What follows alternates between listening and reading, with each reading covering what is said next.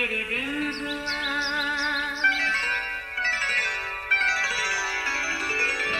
نیا پھر دن ہوا، پرانی رات کا کرے سو شکر ہم خدا کی ذات کا، خدا کی ذات کا نیا پھر دن ہوا۔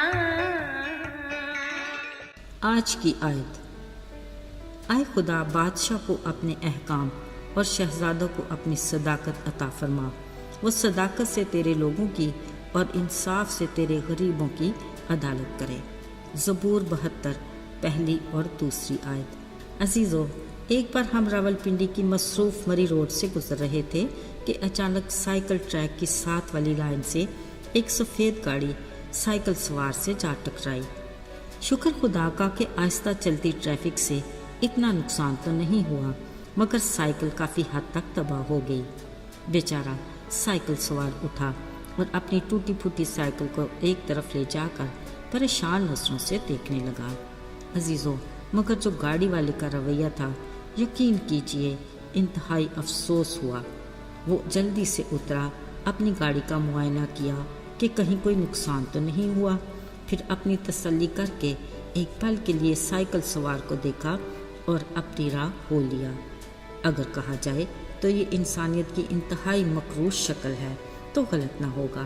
یاد رہے، وقت ایک سا نہیں رہتا اور خدا کی لاٹھی بے آواز ہے، بقول اس کے غریب خدا کا ہے جس کا وہ خود خیال رکھتا ہے۔ عزیزو، خالق خدا نے بنی نوع انسان کو زمین سے مٹی لے کر بنایا اور اس میں ایک ہی طرح کا یعنی اپنا دم پھونکا۔ اس کی نگاہ میں سب برابر ہیں۔ طبقاتی تقسیم انسان کے اپنے ذہن کی اختراع ہے جو بلا شبہ گناہ کے باعث انسانی فطرت میں تبدیلی کا نتیجہ ہے۔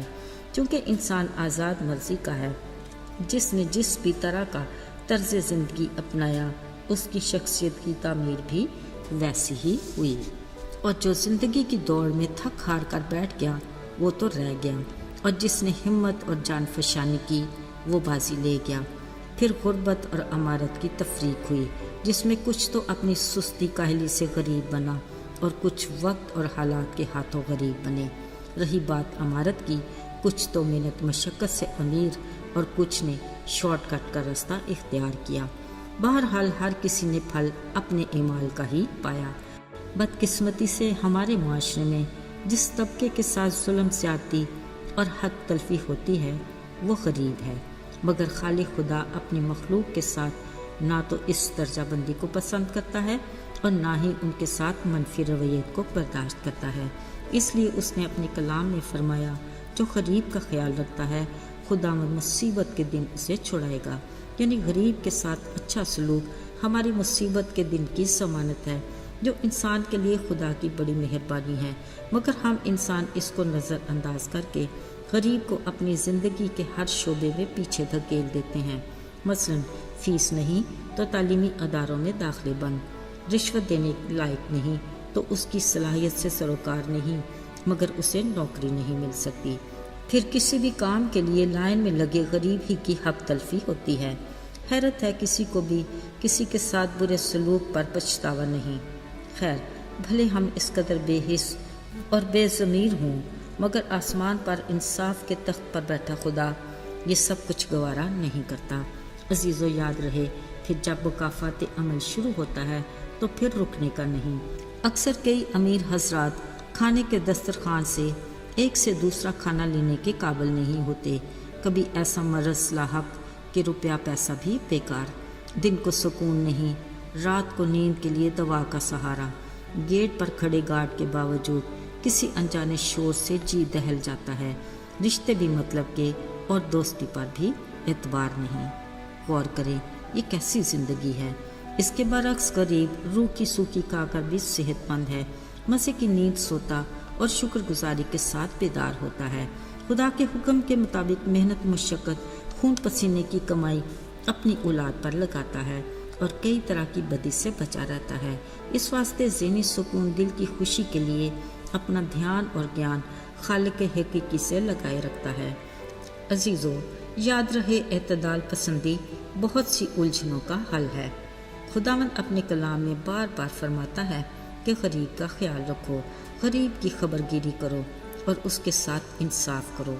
ज़रा याद करते हैं सुलेमान जो इसराइल का बादशाह था, बावजूद इतनी शान और शौकत के उसे खुदा और गरीब के बारे में रवैये और सलूक का बखूबी अंदाज़ा था। वो हर वक्त खुदावंद से उसके अहकाम और उसकी सदाकत जानने का आरज़ूमंद रहता ताकि वो इंसाफ से गरीब की अदालत कर सके। अज़ीज़ो, बतौर मसीही हमें भी गरीब के हक़ में कहे खुदा के अहकाम और फरमान को किस कदर निगाह में रखने की ज़रूरत है।